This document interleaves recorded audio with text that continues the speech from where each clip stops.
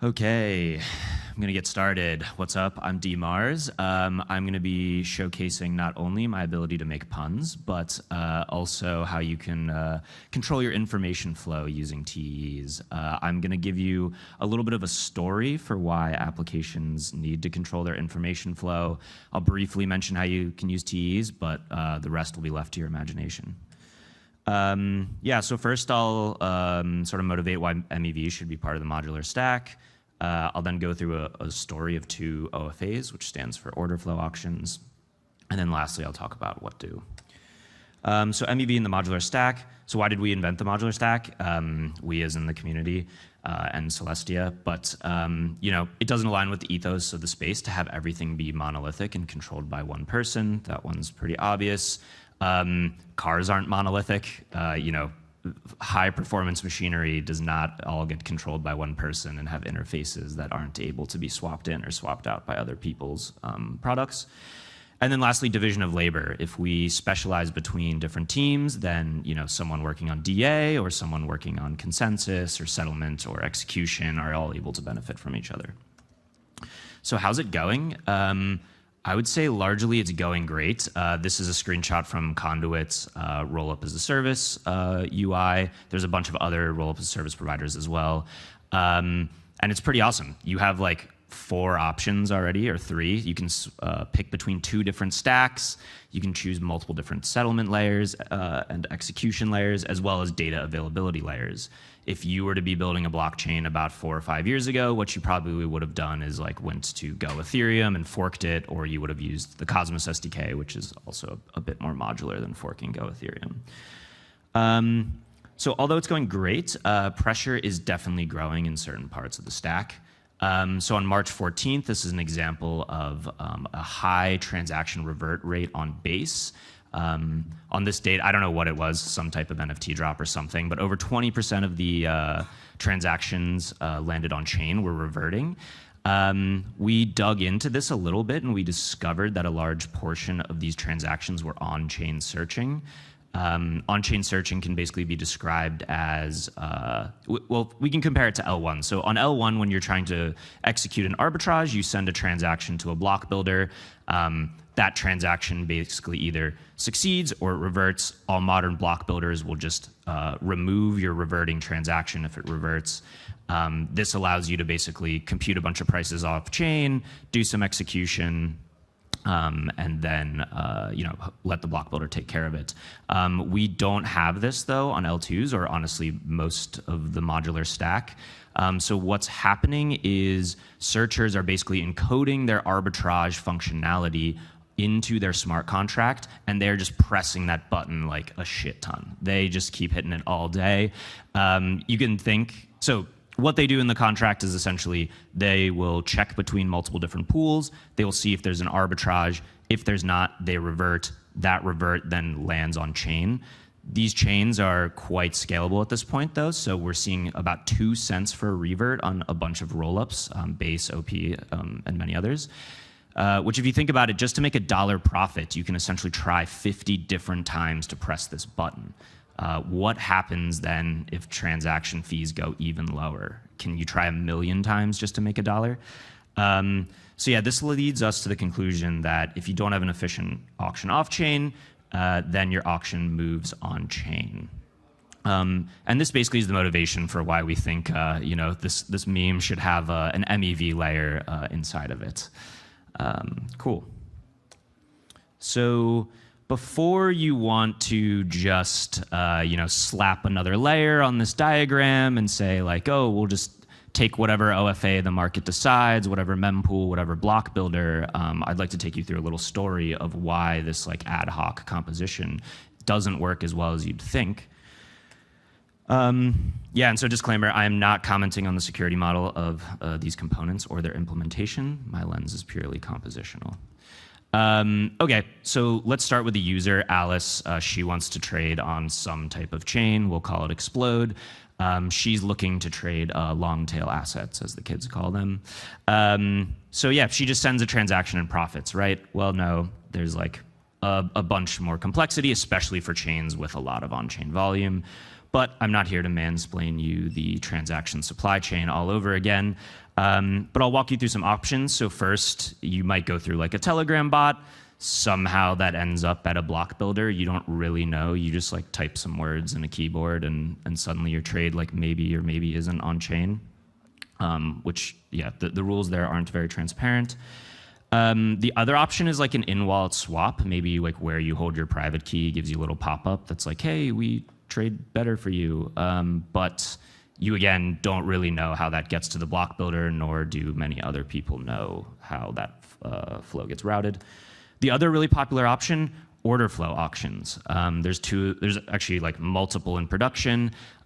What essentially happens here is the user sends a transaction to one of these OFAs. They're typically behind an RPC in your wallet. The OFA will then send your information about your transaction to searchers. Searchers will then construct a back run, send it back. The OFA will say, oh, okay, you gave all the value back to the user, or maybe 90%.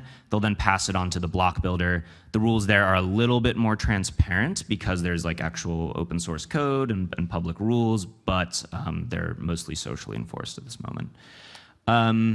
So yeah, one lesson here is that like increased complexity of modular components in this MEV layer creates the need for aggregation.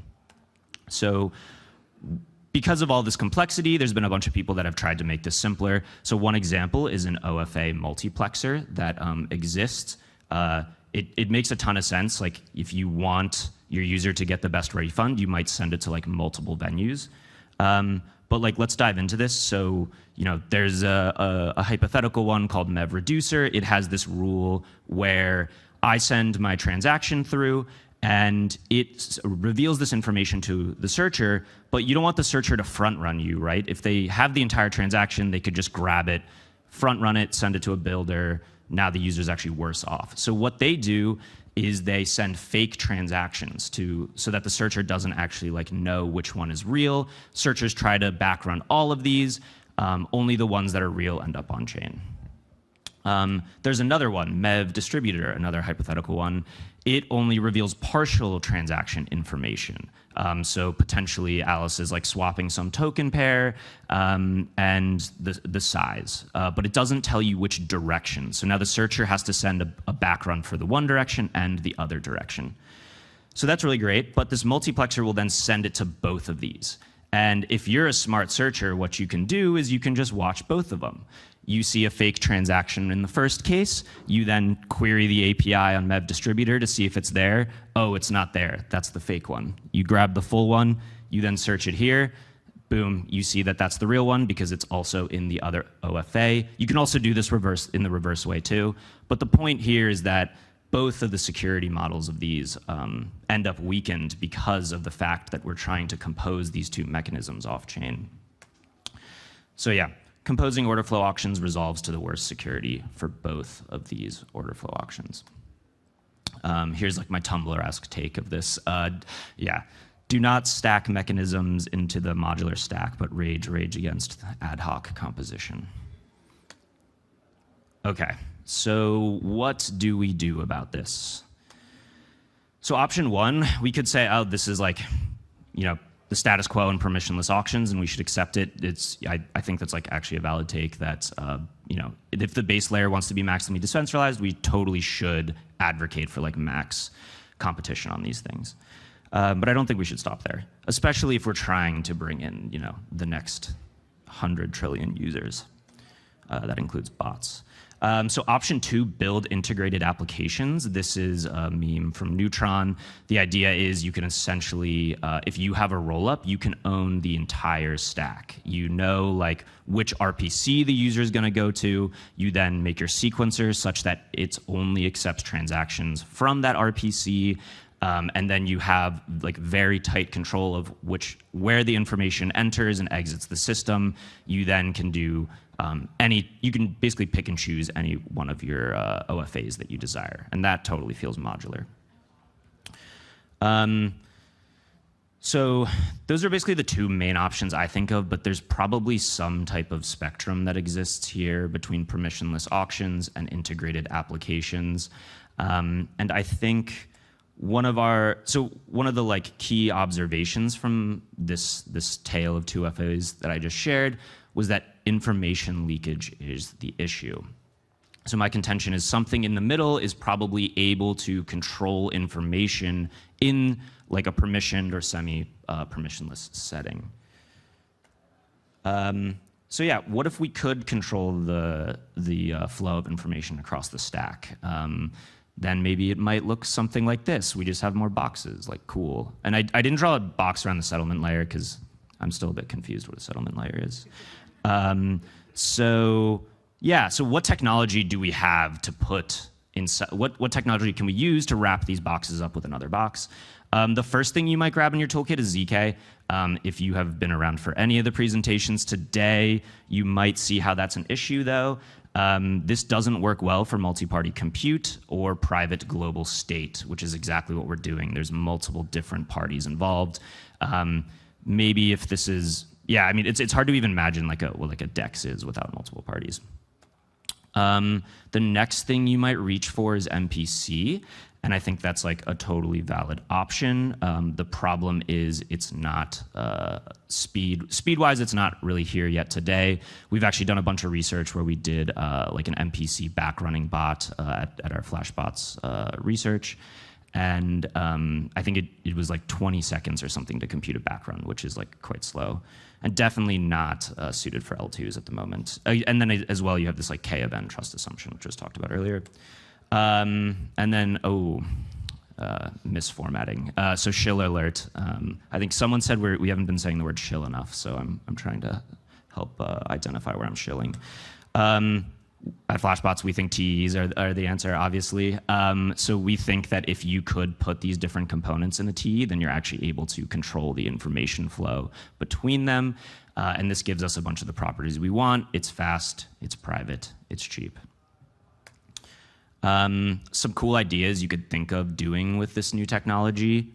You could do encrypted mempools and order flow auctions, and then you can enforce the boundaries between the two. So basically, your encrypted mempool could ensure that it only sends information to an order flow auction that it trusts or has like permission to be able to use it.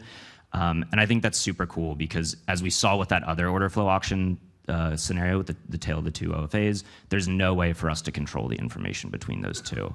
And not that we need to in all cases, but it's probably what you need to do if you want best execution for the user. Execution layer privacy is another example, like block builders and other people who are doing the actual execution are able to work on top of encrypted data. Something like shielded DA, I haven't really thought about that much, but I think that would be like a really cool idea if someone could think of that. And then as well, TE multi-provers. Oh, what's that? Did someone hear something? New applications also could emerge if they exist on this layer. That's interesting. I wonder what they are. But cool, that's the end of my presentation. Thanks.